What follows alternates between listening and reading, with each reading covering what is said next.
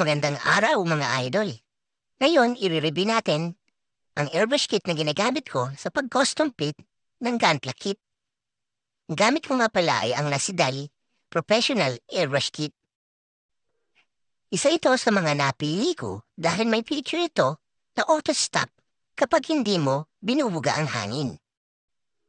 Nabili ko nga pala ito sa Shopee sa halagang 2,250 pesos. Ilalagay ko na lang sa comment section below ang link ng store na pinagbilihan ko ng Nasidal Airbrush Kit. Isa sa mga napansin ko rito, ang compressor ng Nasidal ay madaling uminit. Kaya naman, hindi ko siya ginagamit ng higit sa 10 minuto. Bagkus, after every 10 minutes, pinagpapahinga ko ang compressor. Sa loob ng box kasama na nito, itong water filter, compressor, at ang airbrush dual action. May mga kasama na rin itong cleaning tool, tulad ng mga brush, mga panundot, at kung ano-ano pa.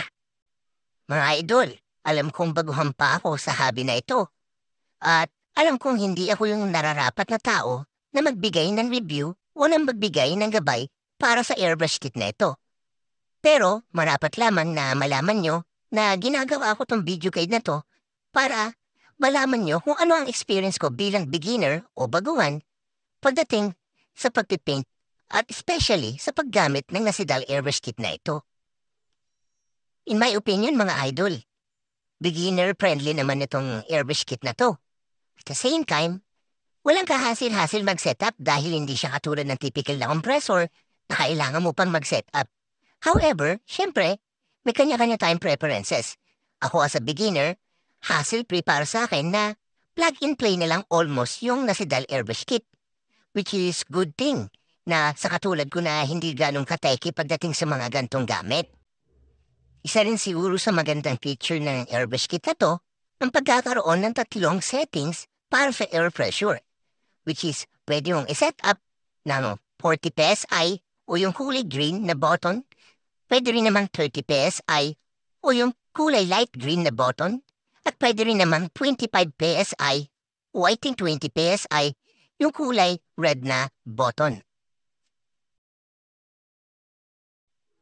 Tara at subukan na natin itong airbrush kit na ito.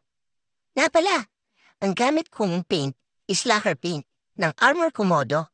So rito, para sa pag-testing natin, gagamitin natin itong Surfacer Primer, color gray, at ang Armor Komodo Basic Color Red, at ang Armor Komodo Gloss Black Surfacer Primer. Bago ako magsimula mag-paint, tinitesting ako muna ito gamit ang airbrush cleaner o di naman kaya thinner. Nang sa ganon, ma-check ko kung bumubuga pa ba itong airbrush kit na to. Ngayon mga ka-idol, so far bumubuga pa naman. Alright? Eto mga ka-idol, susubukan ko na gamitin yung gloss black ni Armor Komodo. Pasensya na ha, medyo alog ang aking kamay, mukhang pasmado pa. So mapapansin niyo rin niya, hindi siya tuwid, bali-bali ko. Pero yun nga, as you can see, okay naman yung buga at maganda rin naman yung result ng buga ng airbrush kit ni Nasidal. At heto na nga, testingan na nga natin to sa Gunpla plate. Kung ano ba ang magiging resulta ng ating paint. So ito nga pala yung unang coat na i-apply ko sa gloss black ni Armor Komodo. O ano sa tingin niyo mga ka-idol? Masyado lang malikot ang aking kamay. Hindi ko ma-focus.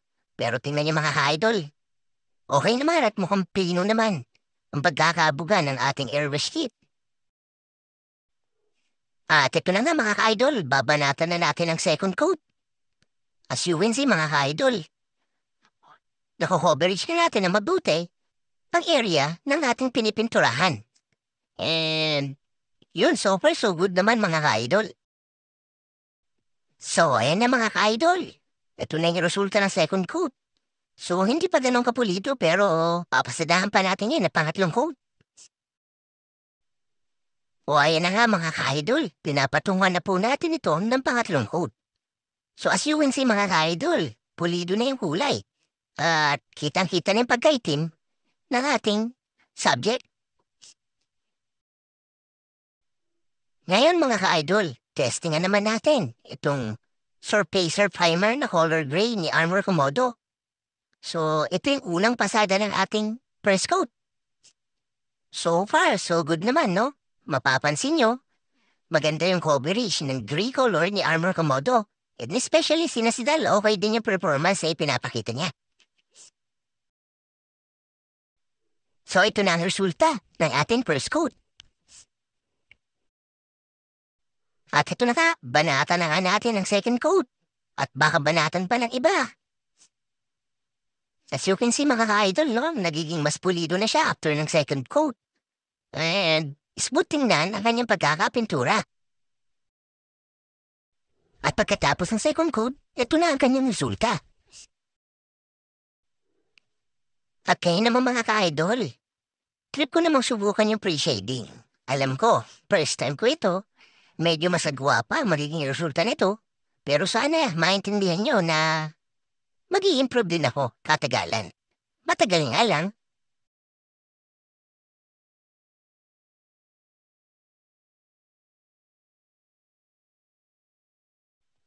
Eto na nga, lalagyan natin ng kaunting thinner para medyo numipis yung pintura. Para pag in-apply natin yung mga pre-shading na inilagay natin is maging uniform naman tingnan. Ayan at sasahan pa. Tara't banatan na natin ulit ito at nang matapos na tayo rito sa video na to.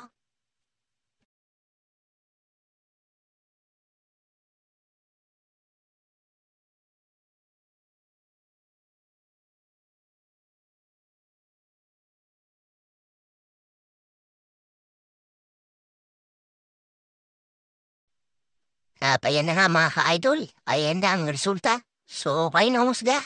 Alam kong hindi pa tayo ganun kalupit, ganun katindi, pero mga ka-idol, ginagawa kong lahat na aking makakaya. Nang sa ganun ay mag-improve at saka mapaganda pa ang resulta ng aking pagmamodification ng mga gantla kit. So, ayan mga ka-idol, bago natin tapusin tong video na ito, i-flex ko lamang itong kakatapos ko lang na custom kit, which is Andaban 6650 Freedom 2.0. Maraming salamat nga pala mga ka-idol sa lahat ng mga sumuporta rito sa ating Mumunting channel. At especially nga pala mga idol dun sa mga tropa natin dyan at mga idolo natin dyan na tumulong at gumabay at nagbigay ng tips para pagpatuloy ko itong aking journey sa pagko-custom kit ng mga Gundam. Maraming salamat mga idol at sana pagpalain kayo. Nga pala mga idol, no, huwag niyong kakalimutan sumali sa ating parapol. Mamimigay tayo ng 2 HG Sako Gundam sa isang maswerteng tao na mapipili natin via Duck Race. So maraming salamat ulit mga ka-idol. Mabuhay kayo lahat!